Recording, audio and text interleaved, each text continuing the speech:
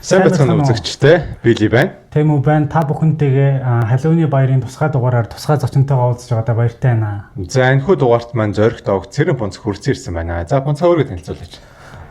Намайг зоригт огт Цэрэн Бонц гэдэг. Би одоо Америкт нийтдээ 3 жил болж байгаа. Одоо Asbury компанид девелопероор ажиллаж байгаа. Зөв. За ингээд бүр эхнээсээ эхлэе гэж бодож байна. За Бонцгаа маань ингээд анх 10 жилээ төгсөөд ингээд одоо мэрэгжил сонголт гэдэг ингээд юм дээр ирж байгаа шүү дээ. Тэгэнгүүтээ яагаад одоо ингээд энэ софтвер салбарыг ингээд сонгохоор болоо мэдээлэл технологийн салбарыг ингээд сонгоо тэр шалтгаан нь үлээж. Би болохоор 10 жилдээ ер нь компьютерийн мэлийн сонголттой байдаг. Гэхдээ анхандаа бол цахилгааны инженерийг аягүй сонирхоод цахилгааны инженерт ер нь яаш өгчээсэн. Тэгээд тэр үедээ цахилгааны инженер болохоор аягүй хүмүүс авах дуртай мэрэгжил байдаг гэсэн болохоор хамгийн түрүүнд алчихсан байсан. Миний ээлж ирэхэд ганцхан програм хэмжээ нээлттэйсэн болохоор ерөнхийдөө сонирхолтой юмнуудаас өөрийнхөө сонирхолтой юмыг сонгоё гэж бодоод програм хийсэн. Зөв. Энэ зүгээр сонирхолтой асууж байгаа шүү. Цахилгааны инженерт одоо яаш өгөхийн тулд ямар хичээлээр яаш өгсөн юм болоо? Физик, математик, англи хэлээр өгчээсэн. Тэгээд ерөнхийдөө физик, математик, англи хэл аягүй болон ямар хөрвөд байж байгаа тийм. Тэгээд тэнцээ гэж байгаа нь ангид үрц учраас програм хангамж гэдэг бас сонголт байсан юм шүү дээ. Аль сургууль юм бол? Мэдээлэл холбоо.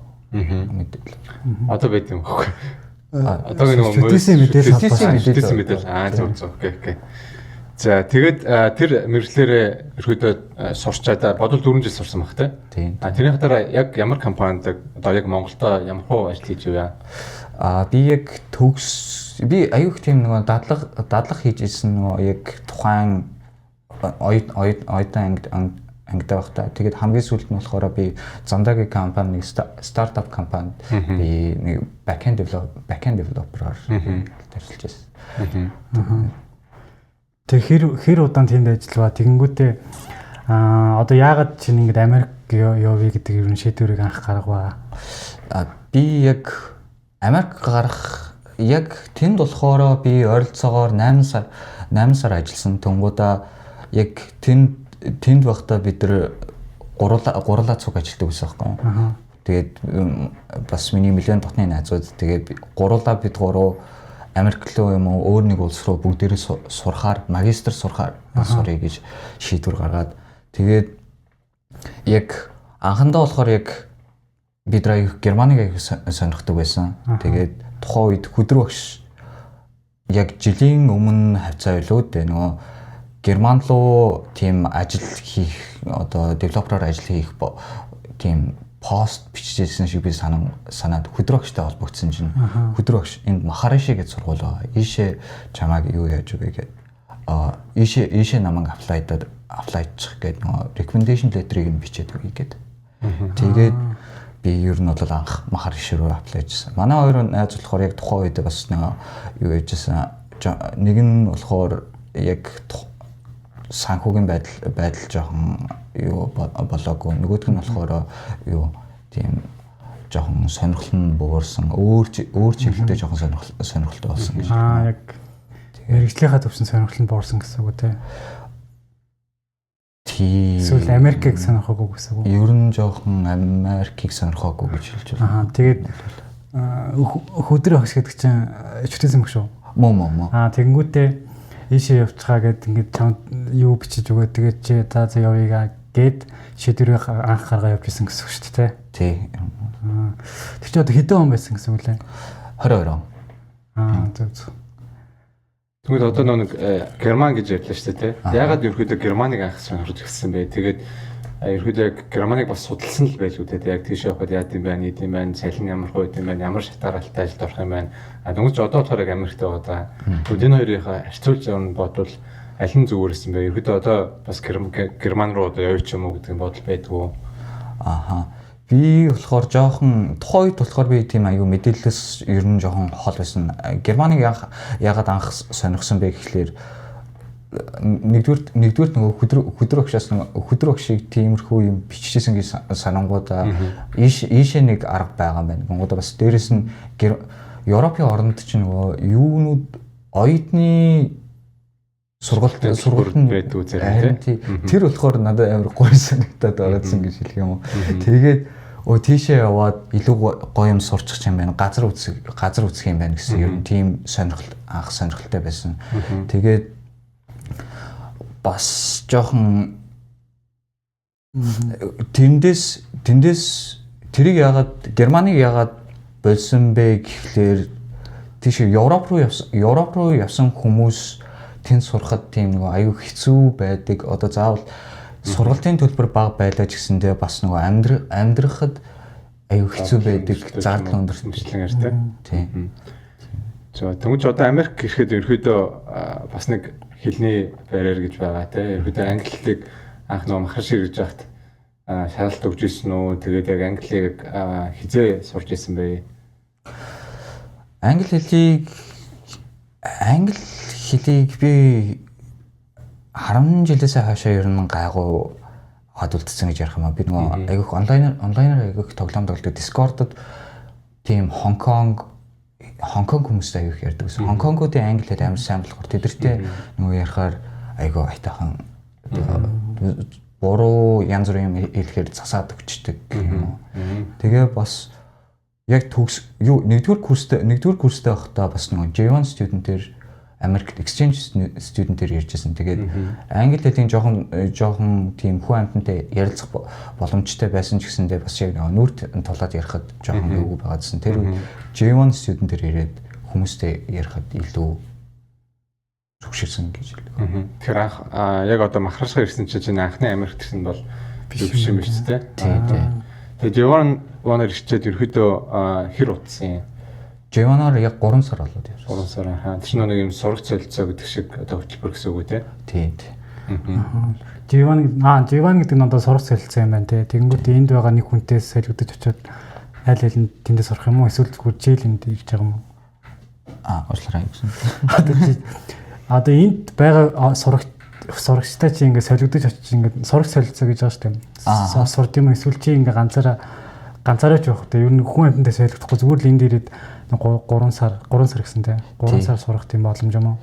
Яг миний оронд бол ирсэн хүн өдр гэж байхгүй хаа. Зүгээр шууд J1 exchange student гэж үгчсэндээ зүгээр шууд Америк руу зүгээр шууд хүрээд ирчихдэг гэх юм уу. Яг солилцсон гэж би аахгүй нөгөө 3А хөтөлбөр гээд тэгж. Яг нэг тийм хөтөлбөр дээр нэлээд яг байдаг үсэн те янз янз. Бис нэг тиймэрхүү юм дороо тэнцэж байгаа. Тэгс бас нэлээд өндөр хөрөн төлбөртэй байсан шүү. Наач баг тухайн үед чинь хэдэн сая төгрөглөө өгч ингэж жил орчим явахаар нэг тийм бас хөтөлбөр байдаг юм л. Тэгвэл одоо яг хэдэн жилийн өмнө бас Америкт ирээ 3 сар болсон байна. Одоо яг бас Америкт ирээд бас махрашаар ирээд нэг тодорхой хэмжээний culture shock байсан уу? Эсвэл нөгөө өмнө ирсэн байсан болохоор бас харьцангуй одоо яг Америкийн хүлээлттэй байсан уу? Би энд ирчээд нэг яг монголчууд олоолаа байхгүй. Би одоо нөгөө амар их тийм ганцаараа одоо энэ баг Америкт байх уу гэж бодсон чи Fairfield-д ирсэн чи айгүйх монголчууд байсан. Тэгээ нөгөө гэр бүлэрээ айгүйх хүмүүс байдаг гэсэн. Тэр хүмүүс Америкт нөгөө дотно гэх юм бүгдээрээ энд нөгөө мэрэгчлэрээ сураад ирж байгаа. Тэгээд энд ажиллаж байгаа хүмүүс тийм хүмүүс бүр амар яг гэр бүл шиг тэгж хүлээж байгаа. Тэгээд Америкт тусалж ирсэн. Тэр надад айгүй гоё байсан. Тэгээд яг тэр монголчууд дундаа байдаг байсан болохоор нэг яг тийм гадны тийм яг Монголдо байгаад байгаа юм шиг тийм мэдрэмж надад төрж ирсэн. Яг. За энэ илгэмсүү байлч одоо манай монголчуудын бас нэг давуу тал шүү дээ, тэ. За тэгээд одоо анх чи сурах солилцоогоор аль хот ер нь очиж исэн? Би Myrtle Beach гээд North Carolina-д очиж исэн. Тийм одоо том л газар ахтай. Манай аюугаас том юм байна. Яг гоо энд дээрээс чи ингээд аим жижигхэн тосхон байгаа шүү дээ. Тэгээд анх юу гэж бодож байна? Харин анх наашаа яг автобусаар нөгөө эренгууд нөгөө автобус ирээд ингээд аваа явдсан шүү дээ. Тэгээ явжсэн чинь нөгөө амар их тийм Эрдэнэ шишийн талбай надад харагдаад гисэн. Тэгээд яг ингээд амар хөдөө газар руу яваад байгаа надад айгүй санагдсан. Би яг хаашаа ямар сургуульд орчих вэ? Тэгээс нэг жоохон мэ тарилан талбай гэж байна шүү дээ. Жолооч энэ хаашаа явж байгаа юм бэ? За. Тэгээд одоо нэг махрашд ороод ирчингүү чи нэг юм бид ч нэг том кампус л байгаа шүү дээ тий. Нөгөө одоо яг энэ ч уусаа 8 сар сурж байгаа. Тэр одоо кампус дээрх одоо чиний хүлээлт чинь хэрвээсэн бэ? Яг кампус дээрх яг амьдраад ирсэн чинь яг өмнөх одоо ирэхээс өмнө тавьсан байсан хүлээлтээс нь хүрснөө давсан уу эсвэл яг ямар юм онцлогтой давуу талтай гэдэг шиг нэг тийм онцлог шинж байсан уу манай кампусын нэг 8 сар хугацаанд. Яг би анх ирчингуудаа би нэг тийм нөгөө Америкт оюутан байна гэмүүд яг кино шиг юм төсөөлжсэн гэж ярих юм да. Яг энд ирчээ тийм амар олон хүмүүст өөр улсын тэнгууд бас Америкчуудтай энэ аяг олон хүмүүстэй танилцах юм болов гэсэн тийм амар хүлээлттэй байсан. Тэгсэн чи яг бас л надтайгаа ижилхэн яг зарим нь англи хэлэн жоохон хэцүү англи хэлтэй хүмүүс бас л нөгөө ихэнх нь тийм ажил хайгаад гэж юу гэх юм бэ нөгөө яг амьдралын төвшөнд очсон. Тэнгуудаа яг дараагийнхаа төвшөнд алхмыг ингээд хийх гэж байгаа хүмүүс байгаад байсан. Тэгээд яг тийм Америк кинон дээр гардаг шиг тийм парти даад нэг тийм юм байгаагүй. Хаус пари мари. Харин тийм. Бүгд нэг юм адилхан зовлонтой. Бидний барьертай хүмүүс. За тэгээд одоо ингээд энд ирээд 8 сар ингээд яаж байгаа штэ. Он кампус ингээд хичээлээс сурж байгаа штэ. Тэгэнгүүтээ одоо ингээд 8 сарын дараа ингээд ажил хайж эхлэн ингээд тэрэндээ зориулж ингээд ер 8 сараа хэрхэн өнгөрөөгөө ингээд үр дүнтэй ер нь өнгөрөөж чадсан уу? Одоо жишээ нь ингээд өдөр болгон ингээд нэг бодлоо боддог ч юм уу те. Тиймэрхүү ер нь ямархуу зүйл ингээд хийж 8 сараа өнгөрөөгөө хичээлийнхаа хажуугаар гэсэн үг штэ. Ааха. Би бодлого яг юу ийжсэн л нөгөө манай энтригийн биаг нэг ах байдаг. Тэр ах болохоор аяг мундаг ах.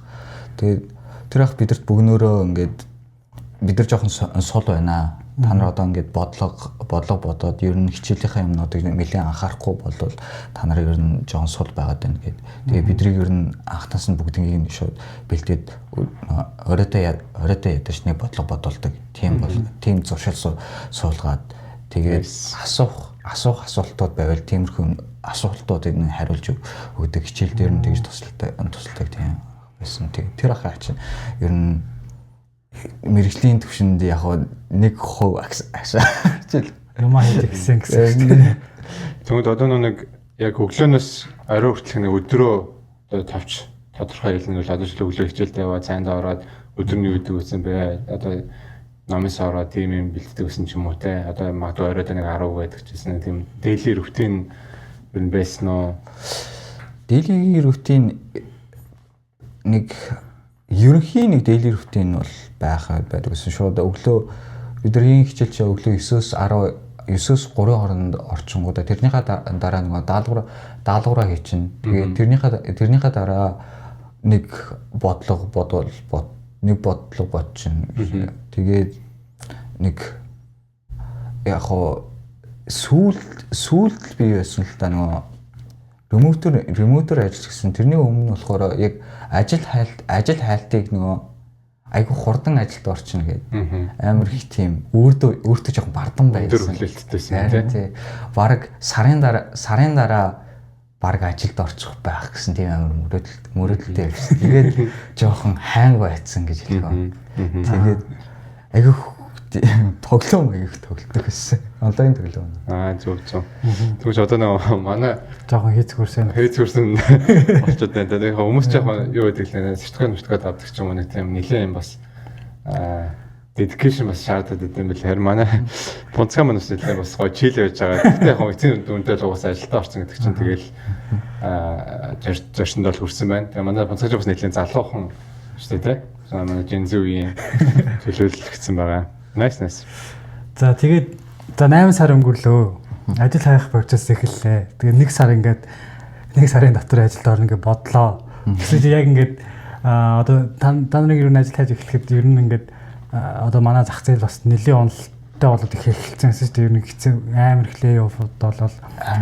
Тэгээд да яг ингээд эхэллээ. Гэсэн чинь шар хүлээлттэй шал өөр байлаа. Тэгээд Тэрийг одоо яаж хүлээж авав? Яаж давав? Юу болов тэнд ер нь? Харин яг бид нар хамгийн сүүлийн хичээл үзсэн чинь нэг леофод эхлээд эхэлсэн шүү дээ. Тийм. Харин тэгээд бид нар чинь за ер нь эвгүй юм болчлоо шүү. Ер нь сайн байж survive хийхгүй бол одоо болохоо хэлчихлаа гэх.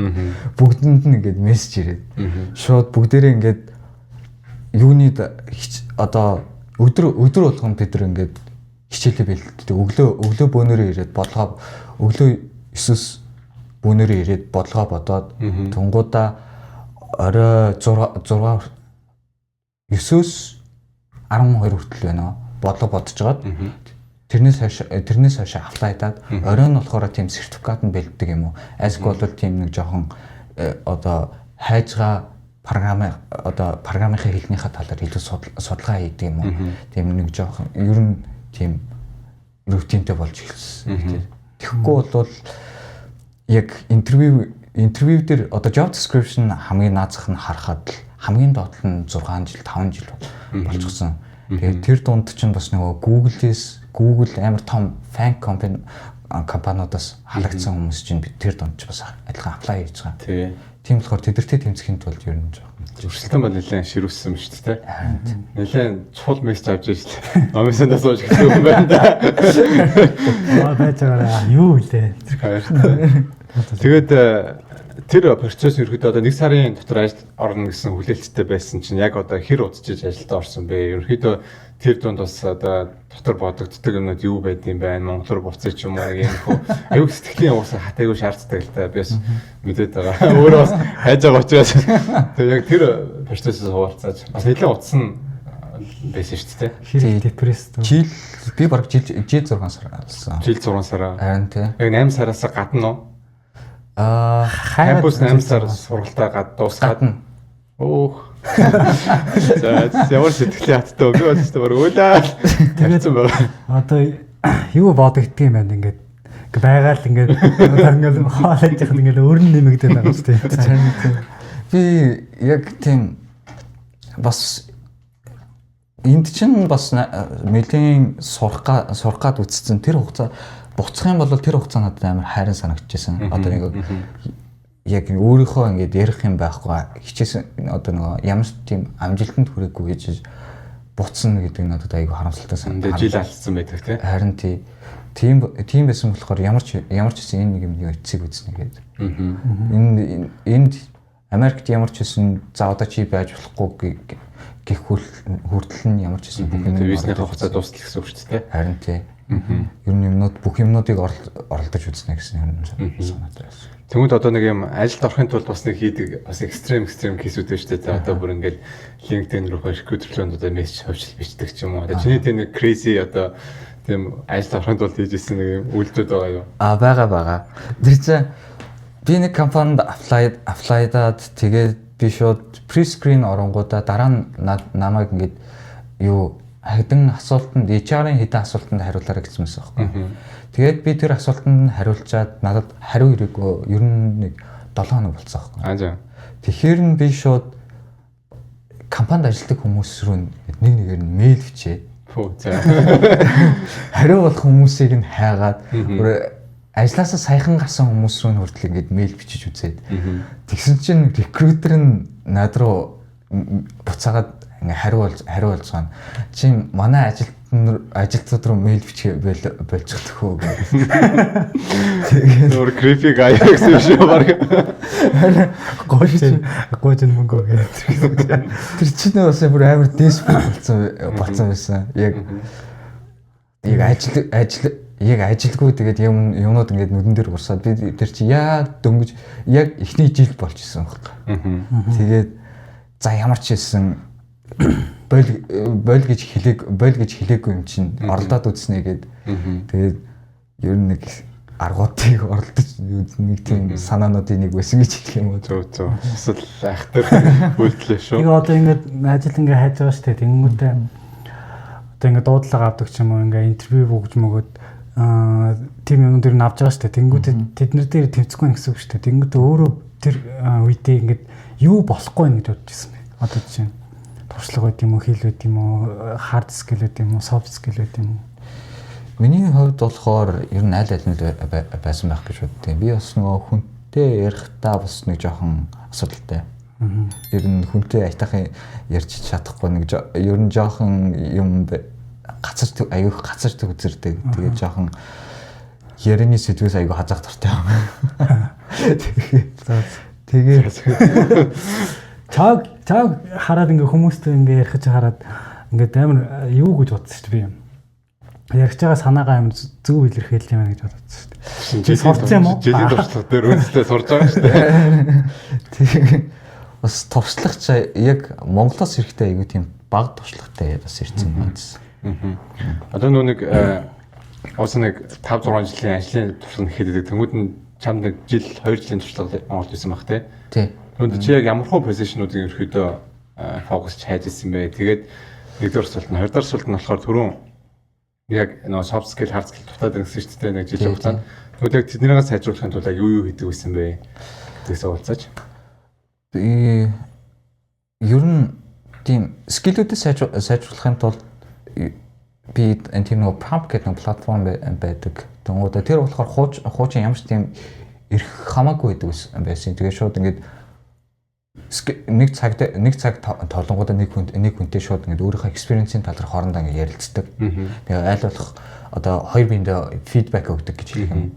Тэгээд одоо муу тал юу байна? Тэрийг нэг өөр хүн хараад надад тийм хэлэх ондоо бас нөгөө нэг хүнтэй байнгын ярьж ирснаас өөр хүмүүсээс ингээд өөр өнцгөөс хараад тэгээд нөгөө feedback аваад тэгээд багаар improve хийгээд өөртөө нэг хаяада нөгөө юу voice record хийгээд ирдэг юм. Тийм аргууд байдаг гэсэн. Apply-д байсан position-гууд болохоор ихвч анх эхлэхдээ би болохоор junior position руу аяг тийм apply-д байсан. Junior position руу яг тэр үед болохоор аяг олон apply хийдэг. Сүүлд харсан чинь нэг position доор хайж 1000 хүн apply хийсэн байдаг ч юм уу. Тэрийг болохоор нэг компани бас фильтр хийн гэдэг бас асуудалтай шүү дээ. Тэр дотроос бас ялгарч байгаа гэдэг чинь хэцүү шүү дээ. Харин тийм. Junior position руу apply хийж байгаа пул нь илүү том болохоор ялцч өөрсдөө бас нэлээд чанга юм шиг үлээ. Харин бас бид нар ч нэг визний асуудалтай байгаа шүү дээ. CPT гэдэг чинь junior руу болохоор чинь яг энэ төгссөн хүмүүс чинь нөө ямар ч визний асуудалгүй бас нөө эндээс сурцсан нөө хэлний бариер байхгүй. Харин тийм хүмүүстэй бас өрсөлдөж үзэж байгаа. Тэгээд яалаа. Одоо ингээд ажиллахгүй нэлийн удажлаа.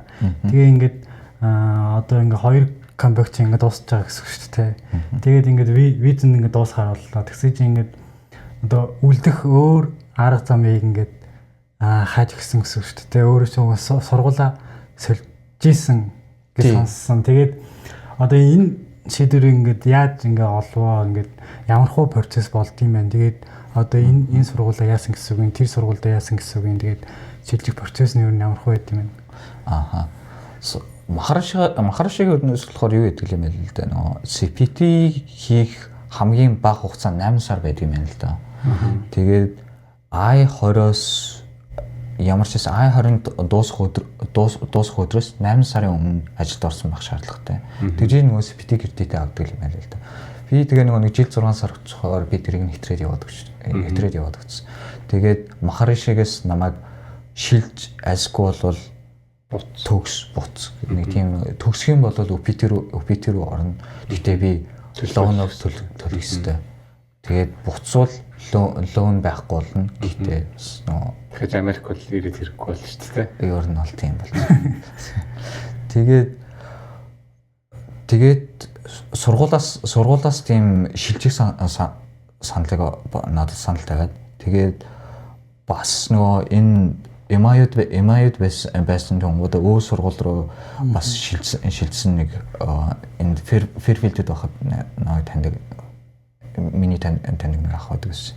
Тэгээд тэр ахтайгаа холбогдоод энэ сургууль руу яаж ордог вэ гэж асуугаад тэгээд ер нь тийм шалгуур нь ер нь тийм нэлээд бага байсан. Тэгэхээр би ер нь apply хийсэн. Процесс нь бол айгүй хурдан явчихсан юм билээ. Ер нь нэг 7 хоногийн бараг асуудал гэх юм уу бараг. Serious шилжчихвэл тэгээд бусад ер нь acceptance letter байгаа. Тэгээд сэвсэн байгаа бол тэгээ шилжиж байгаа л гэсэн үг байлээ л дээ. Тэр assignment letter-ийг авахд ерөнхийдөө юу байсан? Ямар нэг одоо эссе бичсэн үү, эсвэл зүгээр өрсөлд гаргаад болчихд юм байна уу? Тэрнийг процессыг дэлгэрүүлж ирвэл ер нь юу яаж байгаа англи хэлийг шатгсан нэг одоо англи хэлтэй гэдгийг нэг батлах нэг Duolingo ч юм уу IELTS ч байна уу тийм TOEFL тийм нэг англи хэлийг баталсан нэг юм байх хэрэгтэй. Тэгээд өмнө ажиллаж байсан experience байх хэрэгтэй. Тэнгуудаа бакалавр бид нар чинь би болохоор master apply хийжсэн болохоор бакалаврын өмнөх диплом хэрэгтэй. Тэгээд тэр нэг ядаж нэг 3-аас дээш байх ч юм нэг тийм шалгууртай байдаг. Тэгээд дараагийнх нь болохоор санхүүгийн байдал.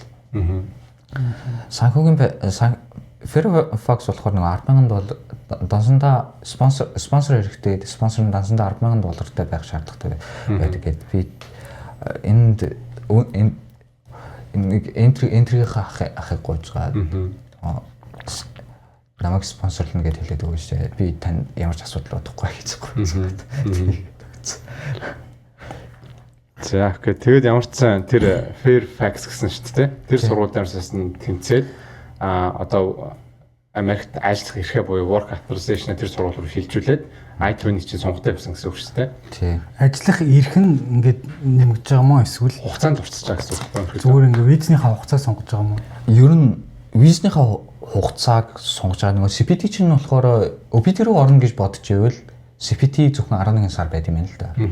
Тэгээд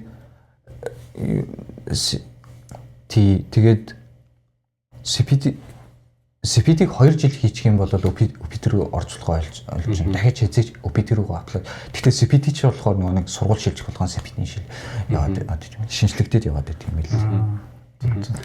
За үзэгчтэй нэг хальт мэдээлэл өгөхөд яг энэ CPT OPT гэдэг яригтаад байгаа Америкт ажиллах эрхүүдийг бол битээр тоотохгүй бас тусдаа бичлэхээр яг дэлгэрэнгүй тайлбарлаад өгч байна. A-Fund CPT гэж юу энэ нь яг ямар зарчмаар ажиллана гэдэг. Тийм болохоор та бүхэн сайн зовлтгүй дараагийн дугаарыг хүлээж аваад битээр маш гоё тайлбарлаад оруулчихна. За тэгээд подкастгийн ингээд ажилд орсон түүхэн ингээд амар хөгжилтэй сонирхолтой түүх байсан. Тэгээд ингээд яаж анх ажилд орваа ингээд ямар процессор ингээд баахан ингээд одоо хайж эсэж ингээд яаж ер нь ажилд орваа? Би яг зөв цагтаа зөв газар байжсэн гэж хэлэх юм уу. Тийм амар азтай орцсон. Ханас. Хизээс. Би найстага манай найз машина нөгөө нэг дилершип дээр янзлуулна гээд. Тэгээд би дөнгөж сургуулаас олж кампуст байж болохгүйгээд би найзынтай төр зур амьдарч исэн. Тэгээд манай найз машина янзлуулна гэхээр нь цог зүгээр гэрт байжснаас ядаж нэг цог агаар амьсгал хийгээд цог дилершип руу яваад. Тэгээд манай найз машина янзлуулах гад цаашаа нөгөө дилершипийн хүмүүстэй уулзаад явж байгаа. Би яг лобби дотор нь сууж байгаа. Ийм томоор ажилд авч ийн гэсэн биш том постэр байсан. Тэгэхээр нь карьерийн вебсайт руу орсон чинь software developer-ийн position байсан байхгүй. Тэгээд тэрэнд нь apply хийсэн чинь ердөө 7 хоног бол биш тэр чинь бүр 7 хоног ч болоогүй юм. 2 хоногийн дараа байсан уу? Шууд над руу юугаар LinkedIn-гээр холбогдоод чиний профайл дагуу санагдлаа чи энэ бидэрт assessment энэ assessment-ийг хийгээд бидэрлөө маргааш явуулчих гэдэг. Тэгээд тэр assessment-ийг нь өгөөд ердөө дараа assessment-ийг нь өгөөд 2 цаг 3 цагийн дараа дахиж Teams-ээр орж ирэнгуудаа нөгөө бөөнөрөө ярьж хагаад шууд offer letter надад шууд өгсөн. Nice. Тэгвэл чинь одоо яг одоо нэг чи дотор нь машин дотор дилершип дотроо байцсан гэсэн үг шүү дээ. Дотроо вебсайт руу ороод apply хийчихэд тоон ажиллах газрынх нь би ингээд apply хийчлаа шүү гэж хэлсэн юм уу? Эсвэл зүгээр ингээд явцсан чинь нөгөө газраас нь холбогдсон юм буцаж. Би нөгөө газараас шууд хойноос холбогдсон. Чи тэр дотор ямар нэг одоо ажилтнанд ч юм уу эсвэл хүн өссөн ч юм уу ингээд би apply хийсэн шүү би энэ байгаа шүү гэдэг хэлээгүй юм те. Ер нь хэлээгүй. Яг миний орсон компани болохоор яг тийм дилершипийн тийм parent компани юм байлээ л дээ. Тэгээ нөгөө дилершип яг хоо миний аплайцсан миний анх харсан болохоор юу байсан нөгөө дилершипийн юу байсан. Нөгөө компани дилершипийн толгой компанийн постэр нь байсан гэсэн үг үү те. Тэгээд тийш нь би тэрнийх нь вебсайт руу ороод аплайцсан. Тэгээд яг тэнд ч би бас нөгөө нэг хүн амтнэр юм бичсэн бол бас хүн амтан залхаагаар хайчих байсан байна. Нөгөө нэг desperate дараа. Би нөгөө сонсохдоо би яг өмнө сонсохдоо ингэж ойлгосон байна л да. Яг очиод машин засвар газар очсон чинь ингээд постэр байгаа. Тэгээд тийш аплайцчаад шууд тэнцэнэ баг хүний нүст нь уулзаад яг тэнцэнэ болцсон бол гэж бодохгүй.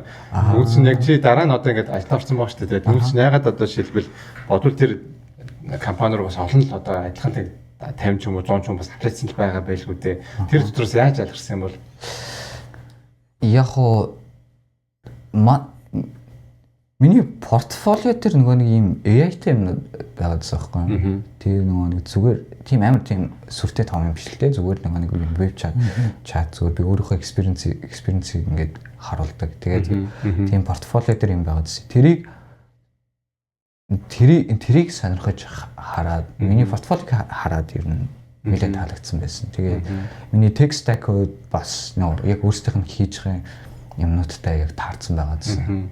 Тэгээд ер нь яг өөрсдөө портфолио хараад таалагдсан томуудыг резюме хараад таалагдсан. Тэгээд надад олбогдсон гэж байна. За яг л нөгөө зөв газараа зөв цагтаа зөв тавчлаараа даржтай гэдэг чинь тийм. Хувь заяа гэж. Тэгэхээр одоо ингээл нэг постэр ажилд авч байна гэдэг дилершипийн газар ингээд ажилд авч байна гэдэг чи одоо ингээд механикаар одоо ажилд авч байна гэсэн ер нь утгатай байсан тийм. Машин засгаж ажилд авна гэсэн утгатай байсан. Тэгээд тийш нь орсож байна. Софтвер девелопер байсан гэж аах те. Бас сонирхолтой те. Тэгмүүд яг нөгөө нэг түрүү хэллээ шүү дээ портфолио үүсгээд байсан. Яг чиний хийсэн одоо портфолио project чи өөр яг тухайн компани одоо ашиглаж ирсэн тайгууд өстэй байсан гэдэг чинь бас нэлээд том давуу тал болж өгсөн юм шүү дээ. Бас нөгөө манай найзууд ажил найзуудаа бас хараад хахад яг одоо нөгөө тухайн газар нь технологи гэдэг нь таарад тэрийг одоо портфолио тийм project-ээр хийгээд тэр хоёрын гоё матчлцсан кейсүүд бас нэлээд олон байт юм лээ. Тэгэхээр бас ирээдүйд махарашид ирээд ажил хайх байгаа хүмүүст бас ингэж зөвлөх нь бас project-о сайн хийгээрээ тэгээ адилхан юм diverse байлгаад те healthcare руу ч юм уу банк руу ч юм уу ингээд янз бүрийн төрлийн подкаст руу орчих нөө project хийгээд яваарай гэж бас зөвлөмөр байна те. За ямарсан тэгээд ажиллаа тэгээд орцсон байна. Тэгээд ерөөдөө яг ороод ажиллаад явсан чинь бас хэр байна. Яг одоо ингээд өмнө нэг юм Америкт ажиллаж үсгэсэн гэсэн хүлээтэйс чинь өөр байсан уу? Тэгээд ямар хөө байсан бэ? Миний хувьд болохоор яг тийм environment нь амар ондоо байсан. Ер нь одоо би ч нөгөө ялтчгүй гадны хүн болохоор нөгөө ажилчид хоорондоо ингээд юм яриад би биндээ ингээд joke ярихад тэр нь надад ирдэ наалддаггүй гэж яах юм уу? Humor өөр гэсэн. Ялтчгүй бүр humor ондоо байгаад байдаг. Тэгээд тэр жоохон ондоо болохоор би жоохон аяг санаа зовдөг байсан. Хүмүүс ингээд хоорондоо ингээд юм ярихаар ганцаараа инехгүй ч юм уу, ганцаараа ойлгохгүй ч юм уу тийм амар тэр донд амар хөлдөө юм яваад байгаа юм шиг санагддаг байсан. Тэгээд яг девелоперийн хувьд ярихаар болвол бид нар аюух Монгол болохоор бид нар аюух тийм юг нэг юмыг амар тавтаж хийгээд байгаа юм санагдаа. Энд болохоор айл болох тийм ажиллаж байгаа сервис байвал тэрийг шууд ашиглаж гэсэн одоо цагийг хэмний гол нь энэ зүйлийг ажилдаг байлгах хэрэгтэй гэсэн тийм зорилготой өөр юм ингээд амар пуш хийгээд ингээд явж идэг хүмүүс байдаг. Тэгээд нөгөө айл болох нөгөө технологиудыг ингээд судлаад энд хаана юу болж байна, тэр технологи яг юу хийдэг технологи байна гэдэг тийм амар судалгаа хийгээд явж идэг юм санагдсан надад бол. Тэгээ монголчин нөгөө нэг хамаан болгоо нэг дотоодын нэг өөртөө систем хөгжүүлж тэгээ өөртөө нэг ярпа хөгжүүлчих гэж зүтгээд. Энэ болохоор сэргээрээ ингээд хин хөгжүүлсэн байна тэнд нь одоо төгсөх хөстө төлбөрийн төлөөлөл авчий гэдэг цагийн нэг гэдэг одоо орчинтой байна гэсэн үг шүү дээ. Тэнгүүд бас нэг яг хүмүүсийн асуулт байдаг л та. Ингээд Америкт ингээд мэржлэрээ ажиллаад ирэхээр яг Монгол хүний яг ингээд IT-ийн скил чадвар нь яг ингээд Америкчуудад өрсөлдөд ингээд болохоор юм байна уу? Эсвэл бидний одоо нэг ажиллах арга барил нарай нэг өөр байд юм байна уу? Яг ийм онцлогийн ялгаа ер нь харагдаж байна. Одоо Монголд ажиллаж исэн одоо тэр орчин чиний одоо ажилласан процессоос одоо энэ Америкт байгаа процесс юм ч юм уу. Тэгээ чадвар үед бас ер нь сайн биш нь муу биш нь ажилдаа ороод. Аха. Миний яг би бусад хүмүүний өмнөөс яг ярьж мэдгүй л да. Яг миний өөрийн мань хувьд болохоор би жоохон тийм халтуурны байдаг байсан гэж ярих юм уу? Нөө одоо яг докюменташн хаяа орж уншдаг тийм. Үнэхээр бүр алдаа гарцсан байхад орж уншдаг тийм. Үнэхээр учраа олохгүй болов. Энд ирчээд хүмүүстэй яг ингээд энэ Америк хүмүүстэй ажиллаад байхаар яг хамгийн түрүүнд эхлээд докюменташн уншдаг. Тэгээд ерөнхийдөө ирээдүйд ийм алдаа гарч болох юм биш үү гэдэн тэрийг сэргийлэхийн тулд ингээд заавал ингээд докюменташн ингээд айгүй цаг хаана юу болоод байна яг ямиг аим сайн ойлгох тийм юу тэг болсон тийм интуишн болсон гэж байна. Тэгээд эхлээд ойлгочод дараа нь хийн Монгол болохоор эхлээ хийжээ дараа нь ойлгох гэсэн үг шүү дээ. Монголчууд докюменташн бас бичдэггүй ч бас кейсүүд байгаа. Энд болохоор илүү докюменташн аягүй сайн. Одоос Жак болон тэмүүлэн дэрсэн ярьж байсан докюменташн аягүй сайн зөвхөлж явдаг тийм бас соёл байгаад байна тийм Америкт бол. Тэр бас яг энийг бас манай монголчууд маань бас хэрэгжүүлээд тавьчихвал бас нэлээд юм гоё соёл юм шиг байна тийм нэг юм уу. Тэгээ ер нь бол нөгөө яагаад гэдгээд та ихэнхдээ ингээд одоо нэг одоо системийг хөгжүүлэхэд одоо нэг хүн ер нь бол ингээд амгаалж хийдэг шүү дээ юмдаг. Тэгээд тэр хүн угаасаа ингээд бүгд л докюменташн бичихгүй. Тэгэхээр ингээд тэр хүнээс ингээд амар ингээд хараад тэр нь болчдөг юм шиг санагддаг шүү дээ. Тэгээд би гарлаа гэдэг. Компаниараа сууч гэдэг тийм систем очих гэдэг үү? Тийм юм анзаарчихсан шүү. За одоо ингээд одоо ер нь ингээд юун дээр ингээд ажиллаж байна. Тэгээд ажлын нэг өдөр ер нь хэрхэн өнгөрч байна. Одоо тийм яадгүй одоо чинь ремоут юм уу офс дээр очиж ажиллах юм уу нэг л хэд өдөр ремоут байдаг ч юм уу те. Тиймэрхүү юм өөр зүйл сонирхолтой зүйл байвал. Бид нар болохоор би болохоор ихэвчлэн нэг тийм би internal одоо нэг компани дотоод төлөл дээр ажилладаг. Тэгээ ер нь манай development баг ер нь аюу тийм жижиг номдоо ихэвчлэн дандаа тийм маркетингт зориулсан тиймэрхүү төлөвлөлт бид нар хийдэг. Тэгээ тэрэн дээр одоо бидэрт ийм төлөв хэрэгтэй байна. Одоо энэ төлөв дээр одоо ийм юм хийх шаардлагатай байна. Тэр над дээр орж ирээд би ер нь ихэвчлэн тиймэрхүү юмнуудыг нь хийдэг. Бас нэг алдаа цэцлэлтүүд айсгүй бол одоо бид нар нэг төрөн системүүдийг ингээд айлт худалдаж авахыг боддог нэг гэрээ хийгээд тэр системийг ашиглах одоо тэгтээ бас нэг тэр системүүд ч бас 100% ажиллахгүй шүү дээ. Хаяада бас даунтайм бас байгаа. Тэгмүүд нь тэр даунтайм дээр яг юу хийх вэ? Тэрийг яаж зохицуулах вэ гэсэн тиймэрхүү юмнуудыг зохицуулдаг юм. Өдөртөө ер нь миний ажил ер нь тиймэрхүү юм дээр л би их ажиллах юм да.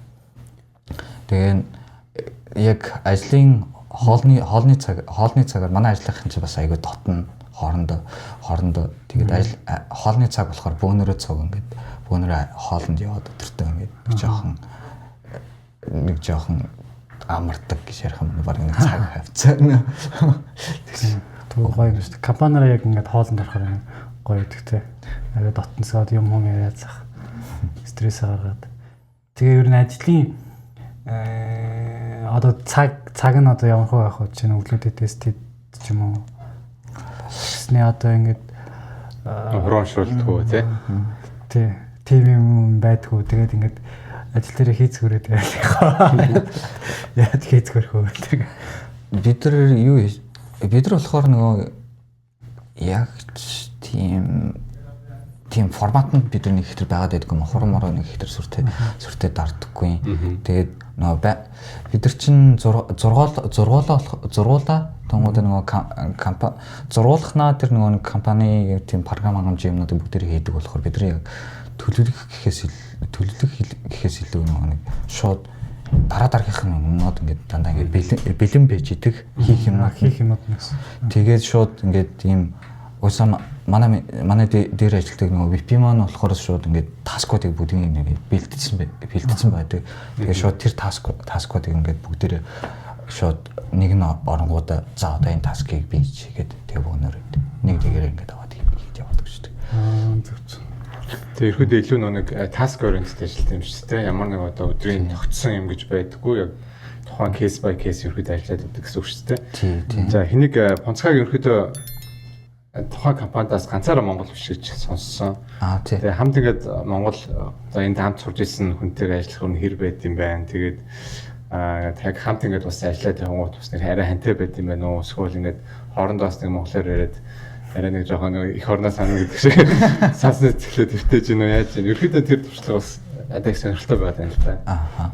Би болохоор бид хоёр болохоор айгүй бас ер нь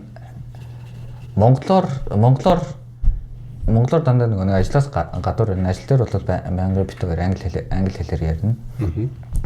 Тэгээд жоохон муузан сурах гад байдаг юм юу нөгөө монголоор ингээд ажлаас гадуур ярьж чагаад буцаад ажил дээр орж ирээд англи хэлээр ярих хонгод амар тийм хэсэг хугацааны дараа нэг буцаж англи хэлээр ярьж эхэлдэг гэж байна.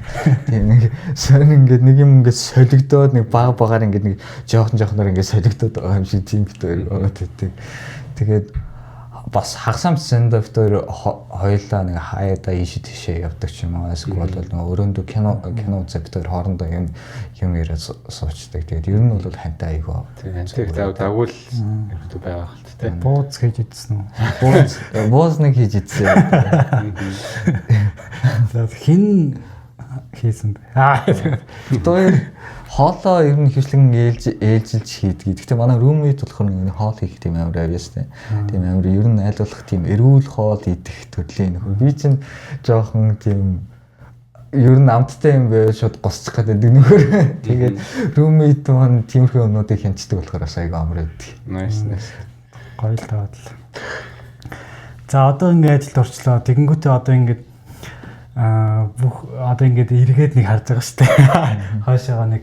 Тэгэнгүүтээ ингээд анх энд ирээд би ер нь юм дээрээ илүү их ажилласан бол одоо ингээд одоо илүү ингээд хэлбэр ч юм уу одоо ингээд илүү дээр байх байжээ гэд тэгж ер нь боддог юм байдгүй. Байдаг. Тэрэн дээр одоо хамгийн түрүүнд миний бодохоор бол яриа байсан юм байна. Тэгмээ англи хэлээр хүмүүстэй амар одоо би болохоор анх англи хэлээр ажлын ярилцлаганд орохч байна уу эсвэл клиенттэй ингээд ярихдаа төрүүлээд ингээд юу гэж хэлэх вэ гэж айгүйх удаан бодцоод томуудаа нэг амар тийм зүгээр ингээд юм бичсэн юм уншиж байгаа юм шиг ямар тэгж яриад байдаг байсан. Тэрэндээ хамгийн түрүүнд би анхаарах хэрэгтэй байсан юм байна. Хүмүүстэй чөлөөтэй ярьж сурах хэрэгтэй байсан юм байна. Тэгээд бас одоо мэрэгжлийн туршлага янз бүрийн тиймэрхүү юмнууд байгаа шүү дээ. Одоо жишээ нь би одоо болохоор JavaScript-ээр ажиллаж байсан. JavaScript-ийнхаа олон юм дээр илүү анхаарах байсан юм байна. Тэгээд бас нөгөө бодлогоонд би анх хэрэгтэй бас жоохон нэлээд сул ирсэн. Тэрийг бол нэг өдөртөө нэг өдрийн 30 минут байнгын зарцуулаад ч юм уу те өдөр болгон тийм нэг жоохон бодлого бодоод өөрийнхөө нэг толгойг нэг ажилуулчдаг юм хийх хэрэгтэй байсан юм байна гэж боддог юм. Тэгээд ерөөдөө одоо ингээд Америкт ирээд баг 3 жил болчлоо те. Буцаж хараад хэр одоо өөрийгөө сайжирсаг ямар одоо талбарууд дээр өөрөө ерөөдөө сайжирсан гэж бодож байна вэ? За магадгүй мэдээж бол англи хэл байгаа. Би яг програмчлалын хувьд яг карьерийнхаа хувьд би айгүйх тийм өөрийгөө хөгжсөн байх гэж би одоо боддог. Би одоо жилийн өмнөх өөртөө яг ингээд уулзах юм болвол одоо өөртөө тийм унших материал ч юм уу тиймэрхүү юмнуудыг айгүйх бэлдэж өгөх байх гэж өөртөө боддог юм. Тийм болохоор яг тэр талдаа би хөгжсөн байх гэж боддог. Гэхдээ бас энэс илүү хөгжих боломжтой тийм. За нөгөөтгөр одоо хэрвээ ингээд юм харагшаар дөнгөж ирж байгаа ирэх байгаа ч юм уу тийм залуучууд IT-ийн чиглэлээр ажил хийж байгаа залуучууд чиний зүгээс за 1 жил 6 сар ажил хийсэн хүний Бас нэг унж унаад бусаад үзсэн үний хувьд бол өгөх зөвлөгөө юу байна? За магадгүй 8 сардараа ийм юм хийгээрээ өдөрт тэр тэдэн минутыг тэнд зарцуулаараа ийм чухал байд юм байна шүү. Гэвь ерөөдөө soft skill болон hard skill талаас өгөх зөвлөгөө өгнө гэвэл юу өөрийнхөө experience-ийг энэ дэрчгийн бол өөрийнхөө experience-ийг нөгөө хүмүүстэй сайн ярилцаарай. Тэгээ англи хэл дээр мэдээж сонгуудаа юун дээр hard skill-үүд болохоор яг өөрийнхөө tech stack-ийн дагуу сайн судлаарай гэж хэлмээр байна. Тэгээ яг энд ажилд орсон ихэнх хүмүүс нь яг өөрсдөө яг хийсэн юмнуудаар л орцоо. Тэгээ яг нөгөө резюмегээ сольсон хүмүүс нь яг тэрэн дээр жоохон цаг алдсан юм шиг санагдаад байна надад. Резюмегээ сольж байгаа цаг алдаа. Тэгээ хамгийн эцээц нөгөө яг өөрийнхөө өмнө хийжсэн юмар орсон хүмүүс миний орж байгаа юм болов. Өөрөөр хэлбэл яг туршлага дээрээ үнслээл тэн дээр нэмэх скиллүүдээ нэмээд сайжруулаад тэгээд англи communication skill-ээ сайжруулаарай л гэсэн үг шүү дээ. Тий. Би DevOps болж байгаа шүү дээ. Наа ч юм хэлээсэлээд байгаа шүү дээ. Бүр амар ингэ сайдаагүй ч гэсэн ер нь за энэ skill-ээр ингэ илүү явъя гэдэг хэлж байгаа шүү дээ. За тэрж байгаа тэрийг хоёулаа дараа наа ховын чим коуч болоод ингэ хоёулаа ярилцээ заяа. За ингээд одоо ингээ ойрын ингээ харж байгаа ингээ зорилго юу байна? Одоо чинь зарим хүний хувьд ингээ одоо эндээ ингэж туршлага хөрвүүлж байгаа одоо өөр том газар болдог ч юм уу те эсвэл бүр өөр ингээ салбар руу шилжих ч юм уу тэгэнгүүтээ тийм ойрын юу н өөртөө тавьсан байгаа юм зорилго юу байна? Би болохоор одоо систем дизайны талаар би бол айгүй муу байгаад гэдэг. Одоо тэрийг л би аль болох нэг тийм хөгжүүлэх санаатаагаар бас нэг жоохон юм уншаад яваад байгаа. Тэр бол миний хамгийн ойрын зорилго байгаа. Тэгээд одоо бас яг одоо миний ажил би ер нь тийм одоогийн ажиллаж байгаа технологиудаар болохоор нэг тодорхой хэмжээний тийм өөртөө жоох итгэлтэй болсон одоо тийм хамгийн түрүүнд бүр мэдээж байгаа тийм сул талаа хамгийн түрүүнд нөхөд авъя гэсэн тийм зорилготой байгаа. Nice. Тэнгуү чинь яг хөө санийх бол ингэ скиллийн талаар байгаа юм л да. Тэнгуү чинь бид нэр F1 CPT буюу одоо бас яг үндсэн ажиллах permanent ажиллах биш шүү дээ тийм. Визний талаас бол яг ямар нэгэн зорилго яваа яаж H1B ч юм уу эсвэл нон карт руу орно гэсэн одоо тийм төлөвлөгөө ер нь гаргацсан байгаа юу? Би одоогоор H1 манай компаниас одоо ер нь OPT руу орчвол H1B спонсорлно гэж спонсорлно гэж хэлсэн байна. Тэгээд тийм болохоор ер нь одоо OPT руугээс орчоод тэгээд H1B руугаа компаниараа спонсорлуулчих юм бол би ер төр зурдаа жоохон амрах санаатай байгаа гэж хэлэх юм да. Тэгэхгүй бол нөгөө сая баахан визний асуудлаад нөгөө баахан юм бодсон болох нь. Хальт завсарлага нэлээд бүрэн авдулж байгаа гэсэн үг шүү дээ. Одоо яг махарашид яг юу хийж байгаа вэ? Сонноос. Ажмаас олцсон хүн байгаа. Одоо ингээд сургуулиас шилжчихэд ингээд шууд ингээд зүгээр буцаа ороод ирчих юм уу? Тэгэнгүүтээ одоо тэгэнгүүтээ чи ингээд хичээл үзэж байгаа шүү дээ. Энэ нэг хичээл үзэл ингээд OPT руу орчих юм уу? Ер нь яад юм байна процесс нь ингээд. OPT шүү. Тэр OPT. Нааг болохоор шууд ямар ч хэсэн нэг ирээд хичээл үзэх хэрэгтэй. Тэр бол нөгөө нэг шилжиж ирж байгаа энэ заавал нөгөө нэг хийх хэрэгтэй зүйлс нэг. Тэгээд CPT-ийн нөгөө нэг 8 кредит гэдэг байгаа шүү дээ. Тэрийг болохоор нөгөө миний өмнөх сурч ирсэн сургуулийн нөгөө хичээлүүдийг дүүцүүлээд CPT-ийг маань би хийж байгаа. Хэрвээ надад тийм өмнөх сургууль гэж янз бүрийн өмнөх сургуулийн маань кредит хэрвээ шилжихгүй байсан бол би энд нэг specialization гэнэ.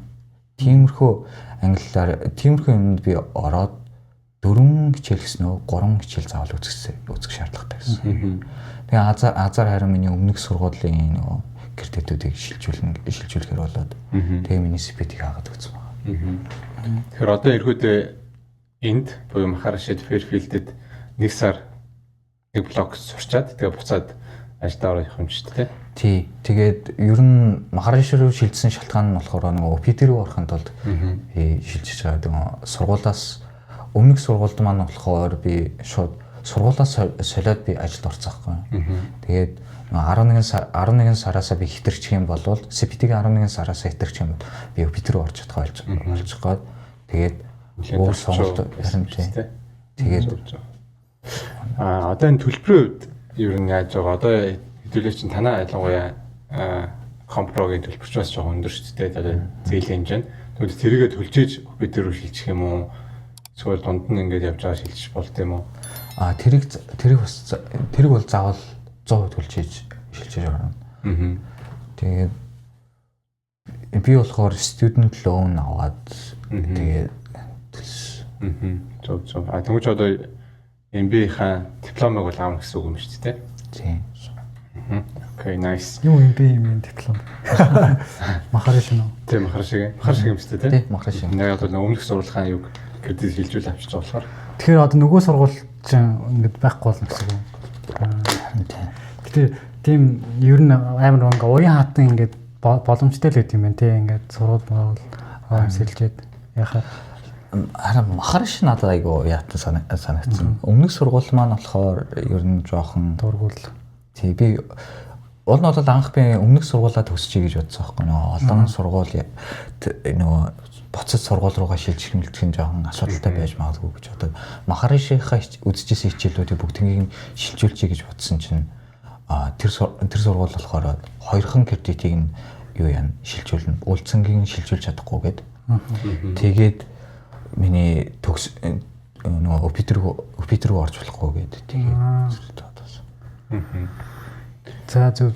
Ерөөдөө ингэ сонсоод маш одоо юм хүндтэй бас юм сэтгэлийн бас нэлээд уналт шаард одоо тэрнээс босох шаардлагатай үүдээ даван тулсан байна. Тэгээд яг ажилд ороод эхлээд цалингаа аваад эхлэнгүүт тэр бүхэн ч worth it байсан уу?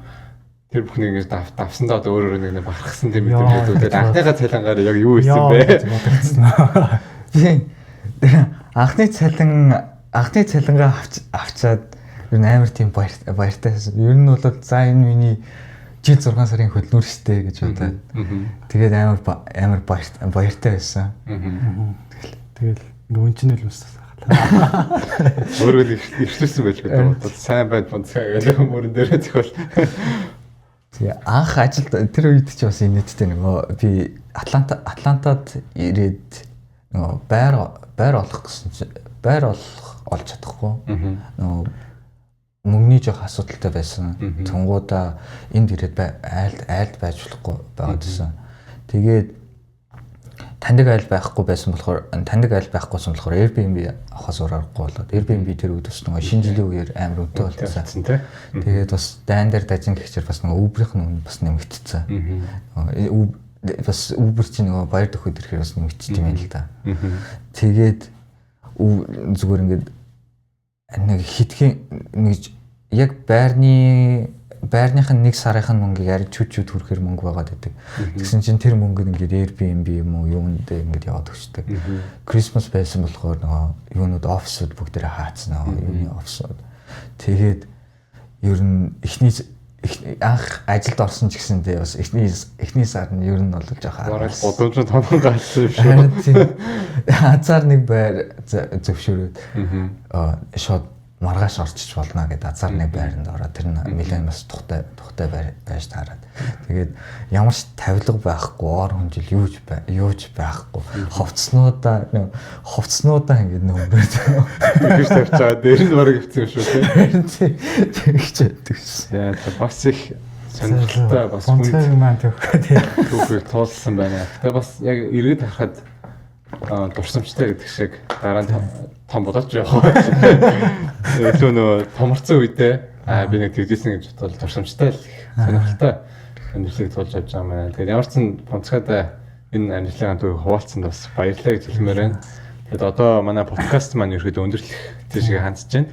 Тэгээд ерөөдөө дүгнэлт байвал те гоё дүгнээд яг одоо Америкт ирээд өөртөө нэг урамшуулсан нэг тэр хүртэл ингээ нэг гоё дүгнээд ярил хэр байна. Тэгээд нэг 2-3 жил бараг нэлээд удаан зовж авсны эцэст ингээд яг зорьсон зорилттой хүрсэн байна. Энэ мэдрэмж чинь бас хэр байна. Тэрийг үзэгчтэй хуваалцвал ер нь боломж болдвол тэр эхнийхээ хоноос зүтгэлээвэл ямар ч гэсэн хамгийн сүүлд нь үр дүнд үрд юм байна. Тэгээд хэрвээ боломж олдвол тэрнээс битгий хойшоо суугаарай. Nice. За үзэгчтэй ингээд манай Монгол талхтны 100 инженер подкастын маань дугаараар ингээд Фонцга маань хөрлөцөглөө ингээд завгүй цаг хугацаагаар бит хоёрын подкастт дээрж оролцсон их баярлалаа. Баярлалаа. Тэгээд цааш тийм бас ажил амьдрал зорилгот нь бас томооч том амжилт хүсье. Тэгээд олон одоо монголчуудтай түүхэн хуваалцаад, туршлагаа хуваалцаад ингээд бас тэмнээд ч юм уу те бас магадгүй дараагийн том компани руу ороход манай подкастыг үзэж байгаа хүмүүс маань Фонцгатай тааруулах бас реферч өгөөрөө бас гой дараа дараагийн шатсанд би бөөнөрөө биендээ туслаад ингээд монголчуудаараа сайхан эвтэй нэгдэлтэй сайхан байцгаая гэж одоо хүсье. Тэгээд үргэлжлүүлсэн баярлалаа. Тэгээд маш үнэтэй сургамжуудыг өгсөн гэж бодож байна. Тэгээд монголчууд хамтдаа өчтдөө шүү. Нэг физикэл ээжээ дээр дайчид мориндоо гэдэг шиг тэр гоё байсан шүү. Одоо би маргаас түрк гоётой олцсон байгаа. Тэрийг яахыг хийхгүй. Солонгос гэж. Яасан нэгдтэй. Саяхан байхгүй. За ингээд подкаст өндөрлцгөх үү те. За баяр та. Баяр та үзэгчтэй.